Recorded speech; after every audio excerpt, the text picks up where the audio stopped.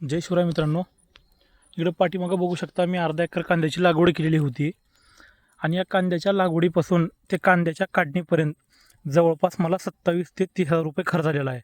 म्हणजे कांद्याच्या लागवडीचं बी असेल, कांद्याचं रोप असेल, कांद्याची लागवड असेल, त्याच्यानंतर खत आलं, फवारणी आली. पण मी जे कष्ट केलेत म्हणजे पाणी देणं असेल किंवा त्याला फवारणी करणं असेल, हे त्याच्यामध्ये इन्क्लुडेड नाही. एवढं सगळं करूनसुद्धा कांद्याला जवळपास 30,000 रुपये खर्च आला आहे. आणि सध्या मार्केटचा रेट कांद्याचा काय चालू आहे माहिती आहे? 700 रुपये क्विंटल ते 1,000 रुपये क्विंटल. म्हणजे हे मी जो एक नंबरचा कांदा शेतामध्ये पिकवला आहे, त्या शेतकऱ्याला जर हा कांदा मी जर मार्केटला नेऊन घातला तर या कांद्याला फक्त आणि फक्त 20,000 रुपये पट्टी येणार आहे. म्हणजे 30,000 रुपये माझा खर्च आहे आणि 20,000 रुपये माझी इन्कम आहे. म्हणजे विचार करा, मी 10,000 रुपये प्रॉफिटमध्ये आहे मित्रांनो. आता प्रॉफिटमध्येच म्हणायला पाहिजे ना.